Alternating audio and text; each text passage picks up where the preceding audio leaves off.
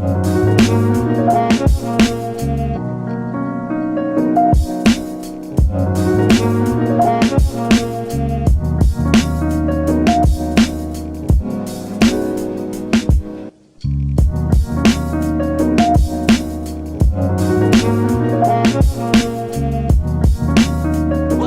YouTube, it is your boy Q Souls and I'm back with another video for you guys. I apologize. It's been the longest 2 weeks of my life because the day after I posted that Fire Red 4 video, my team had to go into quarantine because somebody on the team got COVID.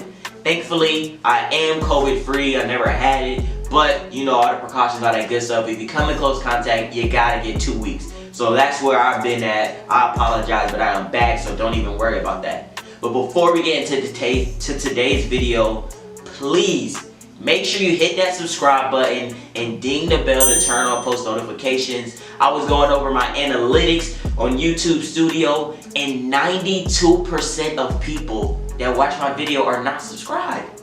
That's mind blowing to me.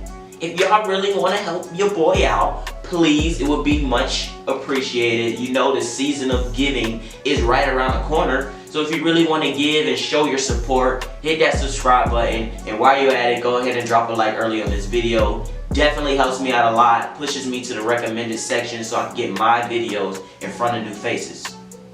Now with that being said, today's video I do not have a pair of shoes, but a friend of mine did ask me this question the other day, so I was like, man, I might as well just do a video. So today's video is going to be on the top 10 Jordan 1s that released of 2020.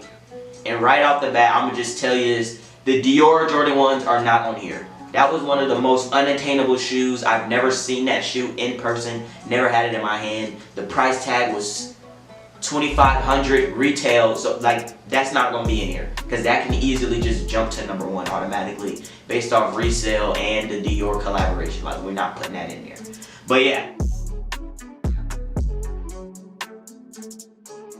Now don't get me wrong, just because this is coming in at number 10 does not make this a not dope shoe. This is one of the most fire colorways that have released this year, but just in my opinion, I like the purple toe 1.0s way better. So when I seen these, the drop off for me was kind of like purple toe and then the 2.0s. So for that reason itself, that's why it's on number 10. It is a dope colorway. I've seen a lot of people actually turn this purple leather into suede, and when that is done, like if they would have dropped that version of the purple toe 2.0s, then this definitely would be like 2-3 on my list. But the fact that it's just that regular suede, regular leather, and if you do turn it into suede, that's the thing that I like. But since it's not like that, that's why it's on number 10 on my list.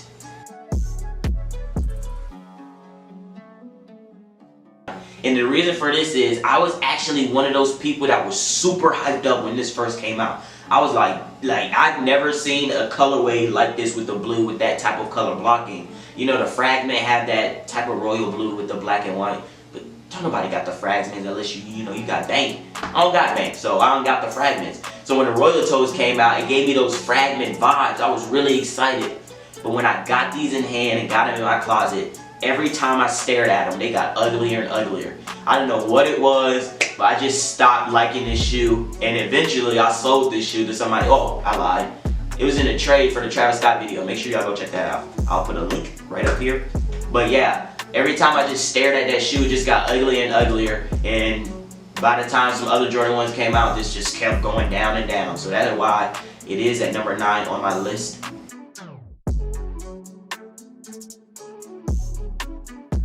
These are fire. I don't care what anybody says. These are fire, fire, fire, fire. The only reason they are at number 7 is because I am never gonna wear this shoe. Even if I had it in person, I probably would never wear it, because patent leather, you can't just throw on a patent leather shoe with any type of denim or any type of outfit. This shoe just seems like a dressy up shoe. Like you'll wear it to probably a reception, something like that. I'm not really sure. But yeah, they do release on November 30th, so yeah, these if I can get these, I'll be extremely happy. I know I won't wear them, but I do want them. They are re-releasing for the first time since 2001, I believe. it first came out in the mid top and now it's a high top. This is a very dope pair. I just don't think patent leather is easy to style that much, so that's why it is this low on my list.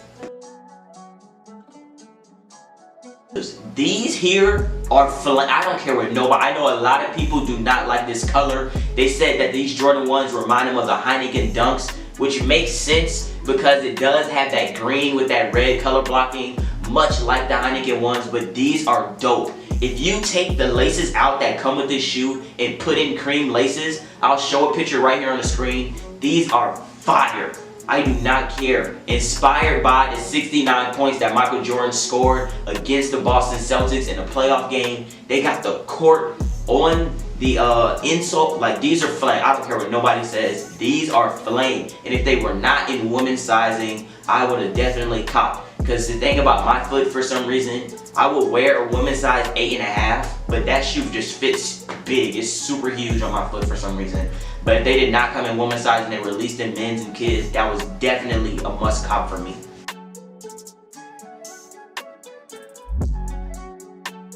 These are flame. They got that tumbled leather on the tongue, premium leather all throughout. That color blocking of navy and white with the silver check. Like, these are, I love these shoes. The only reason, like, if these shoes had regular laces and the tongue didn't look like that, they would probably be number 1 and number 2 on my list, because this color blocking you can wear with almost anything. You can style it any way you want, but I do not like those type of laces. I am a flat laces type guy, and that rope lace, just not cutting it for me. I really don't like that style, but if they did come with some regular laces and the tongue was not like it just looks very different. I know from the CO.JP thing, all the shoes look different like that on the tongue, but this tongue looks very different from the gray pair and from the biohacks, in my opinion. And if it didn't look like that, it had more of a regular modern standard type tongue, these would definitely be number 1 and number 2 on my list.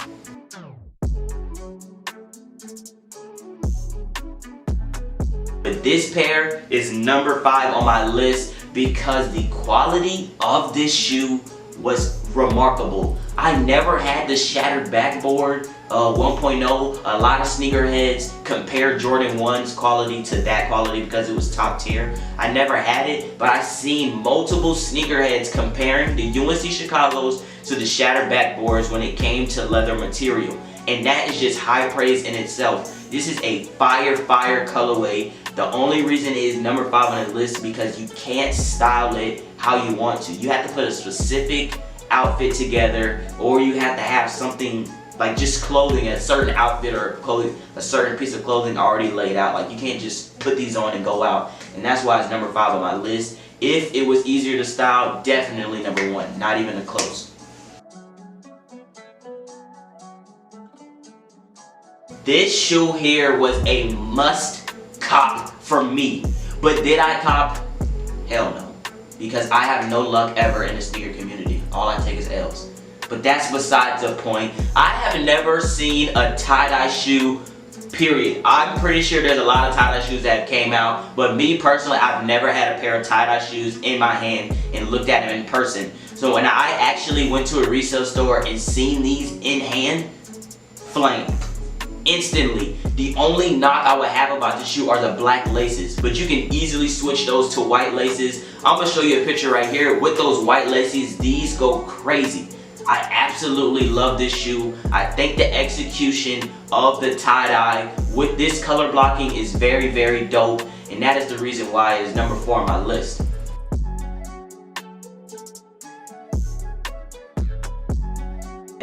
I absolutely love this pair. That red and black color blocking, you cannot go wrong with that. The fact that they went vintage and put the Jordan 1 back to that 1985 style, I absolutely love that, because me personally, I love vintage stuff. I love throwback things. I was born in 1999. I felt like this little 1990, to 2000 era is too hippie or whatever for me. Like, I like that old-timey vintage stuff. And the fact that they went back to that old model really made me proud. But I do think that it would be actually number 1 on my list if it wasn't so exclusive. the fact that these released in celebration of 35 years of Jordan brand, like, it's super limited. Like, this shoe is extremely limited. Only big time YouTubers that I've seen with this shoe. I have 2 plugs that I talked to, one in New York, one in Florida.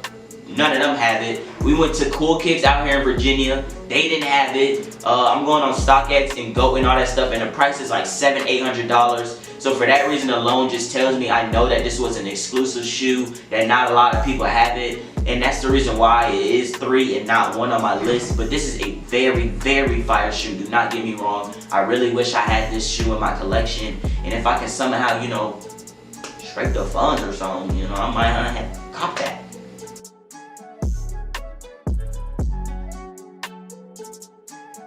This is a fire shoe. The fact that this shoe is majority sail and not white, mixed with that mocha color blocking, is extremely dope. Like I said, I love vintage type stuff, so off-white, cream, all that, like, that automatically draws me towards that shoe, and that mocha. Like, y'all seen the shoe, y'all seen most of the reviews. All of y'all probably got the shoe but me, because all I take is L's in this world. But this is a fire shoe. The only reason why it's not number 1, because I feel like the hype didn't come from the silhouette itself.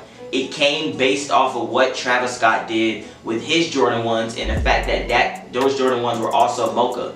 If Travis Scott made those Jordan 1s purple, turquoise, blue, all that good stuff, then other Jordan 1s that released in that same color will automatically have the hype to it, regardless of the color blocking and regardless of the execution. Now, do not get me wrong, the Mocha Air Jordan 1's execution is top tier, the color blocking is extremely fire, but I just don't like that the hype didn't come from the shoe, period. Some people did like the shoe by itself, but a lot of people, every single person, is comparing them to the Travis Scotts, and that is not the case. They both stand on their own, they're both a very dope shoe, and I am hunting the Mocha 1s down. Like, I am hunting, but all I see is $360, $380, $375 plus $12 shipping. I'm not paying that. I'm sorry. So I'm trying to negotiate some trades, do something, because I really want that pair of shoes. But yeah, that is the reason why it's number 2 on my list. I know this probably baffled all of you, but I absolutely love this pair. I love all the vibrant colors. I love the materials used for this. I love that they came with those extra set of laces, those hyper pink ones that make this shoe pop even more. And the funny thing is, I am more of a vintage style, simple type person, but when these came out, I was blown. Because the majority of the time when shoe companies do some crazy stuff like this, like, the colors don't correspond, they don't match, they don't look very well together. It literally looks like they just took the rainbow and threw the shoe through it. But with this shoe, like, all the colors and the color scheme actually goes together. Even that brocade brown on the back mixes very well with the rest of the shoe. The only thing I would say is I really wish they would have mixed a little bit of the materials. For example, if you've seen my review on the Air Jordan 1 biohacks, I said that the toe box should have actually been leather instead of that smooth suede material too. But that's just something minor, something personal that I would like. But altogether, this shoe was well executed. I love what it stands for. They were going for the nightlife and vibrant theme of Tokyo, Jamaica, and I think they hit it out of the park with this pair. I absolutely dig this pair, absolutely love it. Yes, it's in my collection, and I am currently looking to double up on that. So hey, if y'all got a size 7 out there, please let me know. But yeah, Air Jordan 1 biohacks, number 1 on my list. And that is it. That is my personal Air Jordan 1 top 10 that released in 2020. If you do have other opinions, please make sure you comment down below. You can do your top 5, top 3, top 1, top 2. It doesn't really matter. Just make sure you let me know what is your top Air Jordan 1s that released this year, whether they are coming out later on this year or if they already came out. And lastly, I'm going to say it one more time. Make sure you hit that subscribe button, ding the bell to turn on post notifications. I do have videos dropping consistently. I had to take that small hiatus because of quarantine, but I am back, and I'm back on my grind. Thank you. We just hit 250 subscribers yesterday, so I do appreciate that. We are growing slowly but steadily. I thank you all. Hit that like button. And before we go, you know I gotta end off with a quote. And today's quote is, if you keep going, you won't regret it. But if you give up, you will.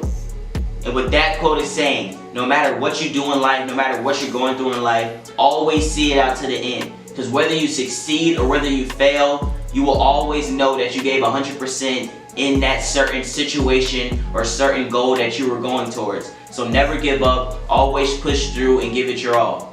And with that being said, you know the quote, you know the motto, aim high, spread love. I'm out.